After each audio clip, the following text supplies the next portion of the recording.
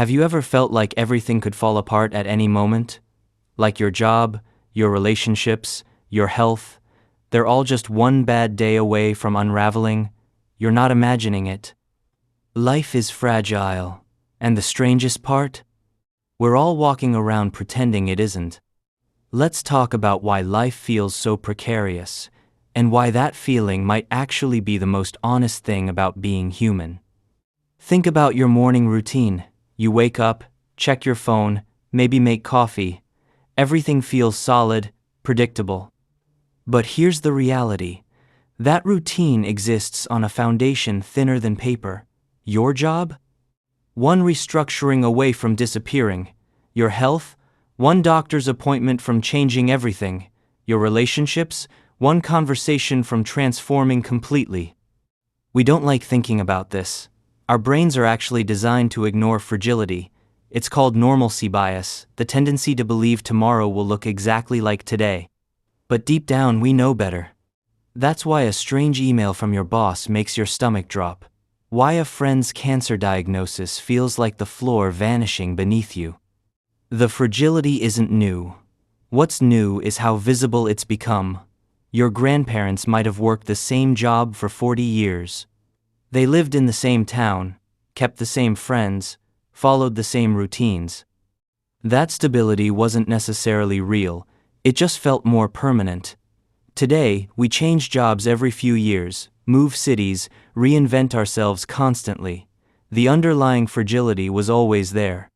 We just can't pretend anymore.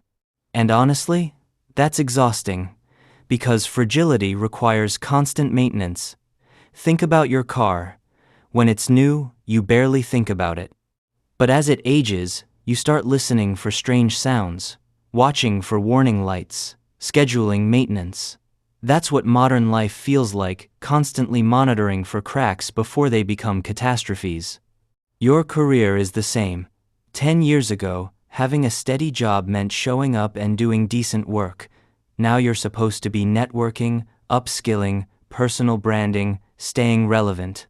Because you know everyone knows that complacency is dangerous. The world moves too fast. Skills expire. Industries vanish. Even your body won't let you forget. You could ignore your health in your 20s.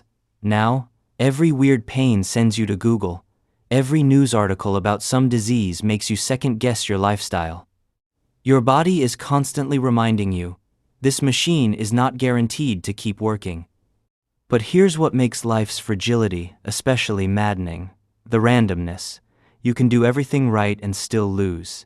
Eat well, exercise, never smoke, and still get sick. Be a model employee and still get laid off. Be a devoted partner and still face heartbreak. The universe doesn't care about your effort. This randomness creates a special kind of anxiety. It's not like studying for a test where effort predicts results. Life's fragility means you can't fully protect yourself. You can reduce risks, sure, but you can't eliminate them. And that gap between what you can control and what actually happens, that's where the fear lives.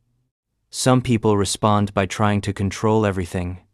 They optimize their diet, their schedule, their investments. They build redundancies, backup plans, emergency funds. And look, that's not wrong. Preparation helps. But there's a limit. You can't backup plan your way out of mortality.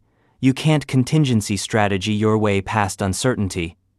Other people go the opposite direction. They embrace YOLO culture, live in the moment, avoid thinking about tomorrow. This works until it doesn't. Because ignoring fragility doesn't make you brave, it just makes you unprepared. The reality is somewhere in the middle, but nobody wants to live in that ambiguous space. Here's the deeper truth though. Life's fragility isn't a bug, it's a feature.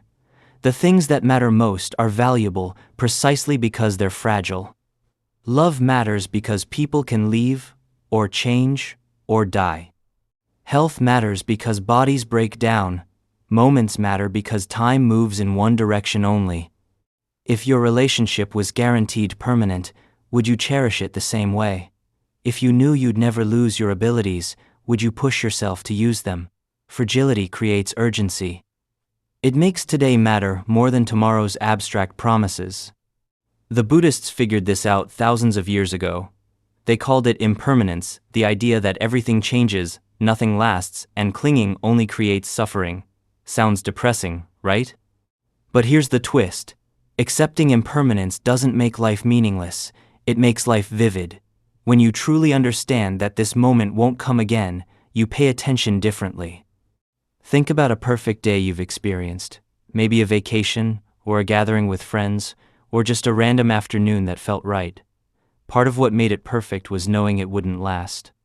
The sunset was beautiful because it was ending. The laughter was sweet because the night would eventually finish. Fragility and beauty are inseparable.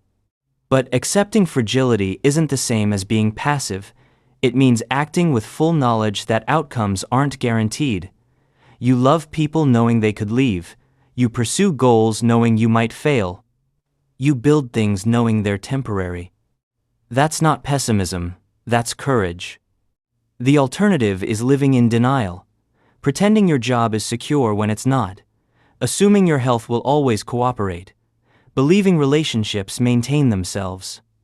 This isn't protection, it's just postponing the reckoning. And when reality finally breaks through, the shock is worse. So what do you actually do with this knowledge? How do you live with fragility without drowning in anxiety? First, stop waiting for stability to feel safe. It's never coming. The feeling of everything's finally settled is always temporary. If you keep delaying your life until things feel secure, you'll delay forever. Security is not a destination, it's a daily practice of handling uncertainty. Second, focus on resilience over permanence. Don't build a life that requires everything to go right. Build a life that can absorb shocks, multiple income streams instead of one job, deep relationships instead of surface connections, skills instead of credentials. Resilience means you bend instead of breaking. Third, practice gratitude not as a platitude but as a recognition of fragility. When you appreciate something, you're acknowledging it could be gone tomorrow. That's not morbid, that's honest. And that honesty makes you pay attention to what you have, while you have it. Fourth, make decisions faster. Fragility means waiting is risky. The opportunity might vanish. The person might move on. Your courage might fade. Perfect timing doesn't exist. Good enough timing is all you get. Act now with imperfect information, or regret later with perfect hindsight. And finally, talk about it. The conspiracy of normalcy, where everyone pretends everything's fine, makes fragility feel shameful. Like you're the only one barely holding it together, but you're not. Everyone's life is held together with duct tape and hope. Admitting that isn't weakness, it's solidarity. Life feels fragile because life is fragile. Your career, your health, your relationships, your body, your time, all of it is temporary, uncertain, and beyond your complete control. That's not a flaw in the system. That's the system. And maybe that's okay. Maybe the fragility is what makes any of it worth doing. Maybe knowing everything could fall apart is what makes getting up each morning an act of defiance and hope.